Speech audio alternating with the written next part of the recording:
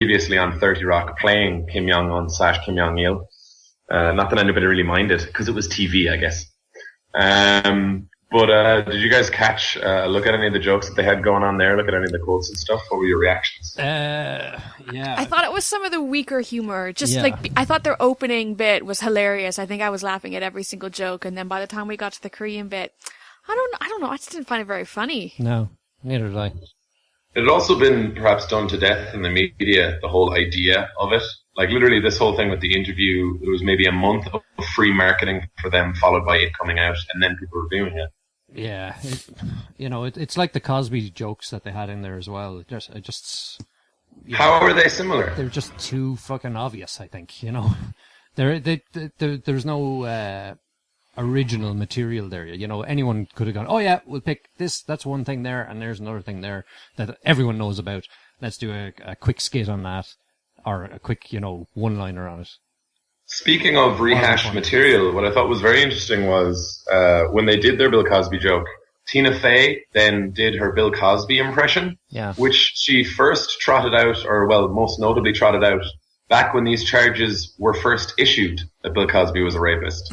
So it was a very interesting bit of foreshadowing when she did those that impression on a sketch on SNL, and then was able to call it back later after many, many, many more people accused Bill Cosby of sexual assault.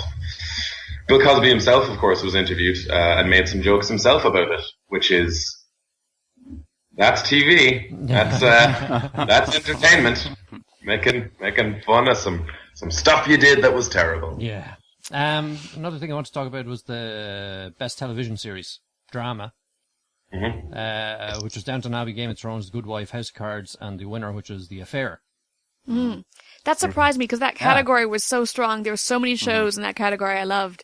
And The Affair was good, but I wouldn't have put it at the top. No. Did you watch the whole series? No, I didn't. Yeah, The Affair. Yeah, see, it might have got even better and better as you went on. And, we watched 3, if not 4 episodes of it, and it certainly started to drag. It was just too slow moving for me, I think. But Best Actress in the Drama Series was also from The Affair, which was Ruth Wilson. Best Actor Drama Series was Kevin Spacey, House of Cards. And the Best Television Series, Comedy or Musical, right? This is Girls, Jane the Virgin, Orange is the New Black, Silicon Valley, and Transparent won it. Remember Transparent? I remember us reviewing it. Remember how we all decided, we were talking about that the kids were all assholes and it wasn't that enjoyable. So because now it seems to be getting a lot of, I had a friend email me today and she's like, have you heard of this show Transparent? It's amazing. You have to watch it. I was like, I don't know. It doesn't really do it for me. Well, Jeffrey Tambor got the Best Actor. Yeah. As well, yeah, so. He gave a great speech. I'll give him that. Yeah. Actually, was he in drag?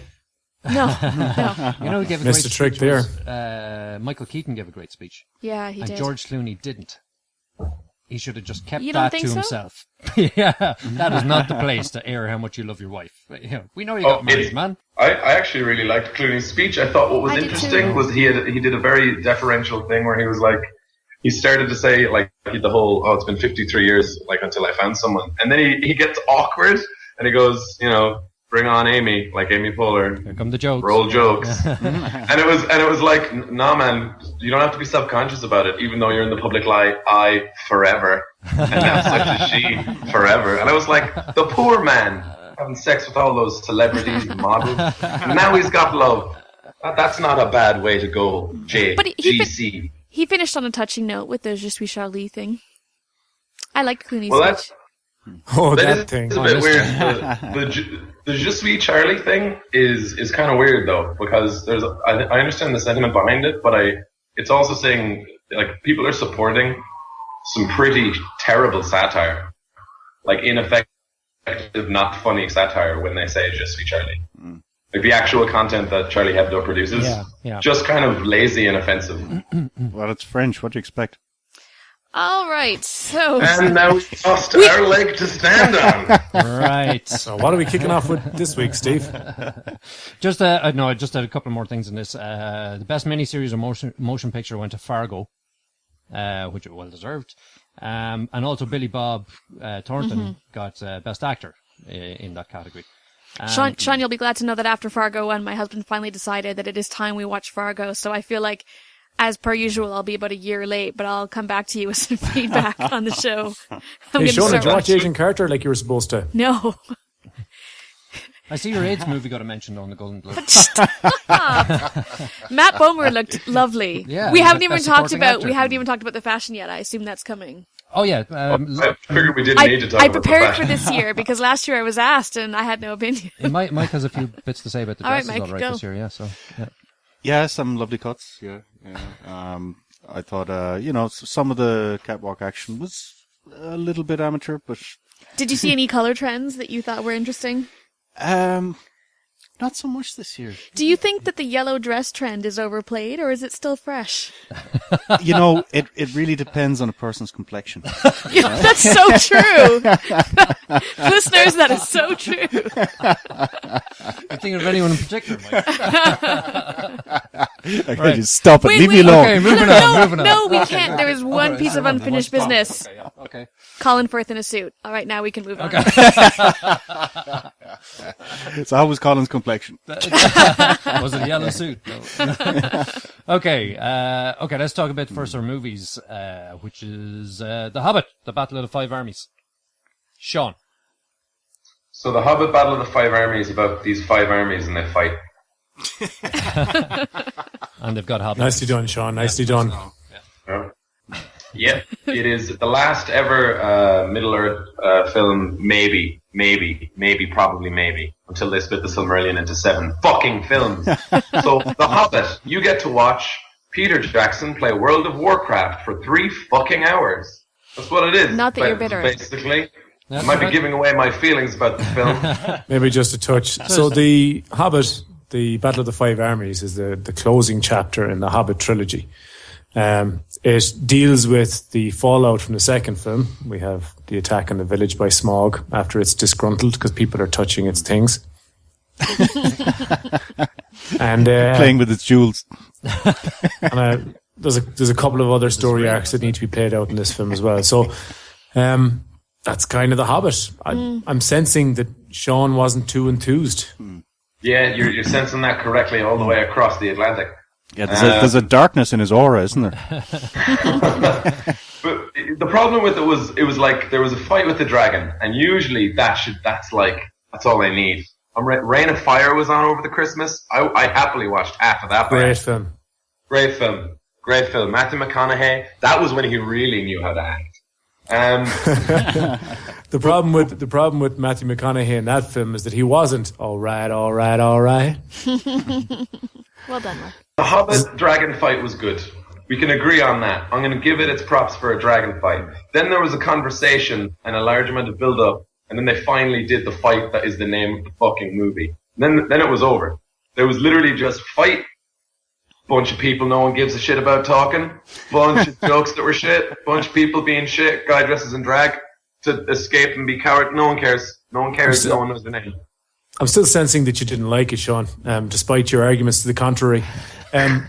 So I didn't hate The Hobbit, The Battle of the Five Armies, but I didn't think it was anywhere near the caliber of the first 3 films, nor have any of the preceding Hobbit chapters been. And I think my main problem all along has been they've failed again and again to create characters that I care about.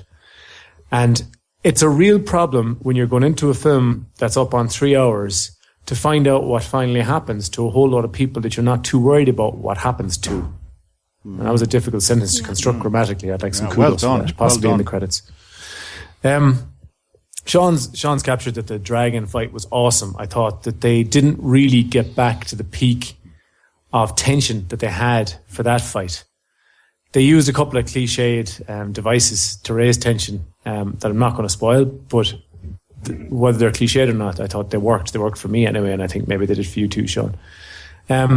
What? It's not. They used a couple of cliched devices to raise tension, much like they did in Jurassic Park, the first film. But did you say they worked for me? Because I don't know if that's true. No, I did. I definitely enjoyed the dragon fight. I thought it was very tense. I didn't think they got to that in the end. And look, I'm not going to go on about it. Let the people in Galway talk about it a bit. But I think the main problem was with character throughout these three films. They had a lot of characters that I hated and a bunch of other characters that I didn't really care that much about. So over to you guys. All right. My review is going to be short because I can pretty much just say I agree with Mark. I think the whole Hobbit... Great to have you on, Shona. Yeah, you're I have loads of opinions. Mostly I disagree with people. It's very Canadian of me. I think the whole Hobbit trilogy, to reiterate what Mark has said, has just not captured the same imagination and amazingness of the Lord of the Rings trilogy. I mean, I watch Lord of the Rings like constantly in my spare time. For Christmas, we bought the extended edition remastered whatever trilogy, and each film takes up 2 DVD discs, and it's just so long, and I love it. It's so good. And so I watch Lord of the Rings pretty constantly, so that would be a story that's near and dear to my heart. And The Hobbit was the first sci-fi book I ever read, although it was my 3rd grade teacher when I was like 8 years old, every day for story time, instead of reading us like a fucking children's book. She read us The Hobbit, so she is amazing. Thank you, Mrs. Gillis. And so The Hobbit is solely responsible for my love of science fiction and specifically reading science fiction. So I really wanted this trilogy to be great, but first of all, it didn't need to be a trilogy. And because they've expanded it over 3 films, it is, as Sean has said in the past about other films, like, too little butter is spread over too much bread. So they just end up creating all these characters and filler, and Mark's absolutely right. You just really don't care about them. I can't differentiate between half of them. You're not really in doubt about what's going to happen, so that the plot devices they use to kind of keep your attention don't necessarily work. I liked the dragon fight too. The movie always looks, epic, and I like looking at movies that look epic. But as a film, I just felt mostly relief that this trilogy is over. Yeah. I'm sad to say that's how I felt. So did no one else care about Billy Connolly? I thought he was a cool character. Really? Yeah. Well, I have to admit that he's probably the one that I cared about most. What do you think? What would you? Oh, sorry. What were you going to say? I was gonna ask Steve, what would you describe his character as? He's a dwarf. But what was he like? Like, what kind of personality traits did he have? Lunatic, and he was just... he was rather abrasive, wasn't he? Abrasive, yeah, but he was just one of these chieftain warriors, pretty much. He was just mad, crazy mad. I feel like I do the same thing for all 13 of the air quotes characters, air quotes, in this movie. Dwarven, bearded, short. I don't think they're quite as energetic, let's say. He had a certain something about him. He was just wired as well. So, actually, you know where he belonged in How to Train Your Dragon? His character. Yeah, it'd be perfect. That would have worked out. Well, I suppose you've gone over all the ground about being too long and blah blah blah. I think as a result of that, they kind of lost the focus from the book, which was on the Hobbit. Like Martin Freeman's wandering around wondering what to do most of the time, you know. So he's no longer the main character in the Shagrin movie. I also have honestly not figured out yet whether or not Legolas was actually in that movie, or if he was just completely CGI'd in from outtakes from The Lord of the Rings. It took me about 5 minutes to remember that it wasn't Rupert Friend playing Legolas. You know your man from Homeland? Yeah. I was just, oh no, it's what's his name? Yeah. And I mean, there's lots to hate about the movie, but I do really love the sets. I thought they did Lake Town wonderfully, and I thought they did the mountain wonderfully. And I thought just for a little moment they reached a moment of greatness when they introduced the war pig and the combat goats. Those goats rocked. I just thought, whoever let that into the movie is a fucking legend. There's no mountain too steep. Yeah. If I ever go to war, I want a fucking goat to go in. It's not a war until you have war pigs and war goats. But I mean, as you say, the movie has a lot of problems, and thankfully it has been put out of its misery. I loved it. Good. I'm glad somebody did. Yeah. I'm glad somebody did. I was going to ask, you know. Yeah, you touched on it there, Shona. And I loved it. Now, granted, it has its faults. It's a bit slow in places. There's a bit of too much talking. There is couple of pacing issues, all right. Yeah, and there are a couple of characters that I didn't give a shit about. That whole town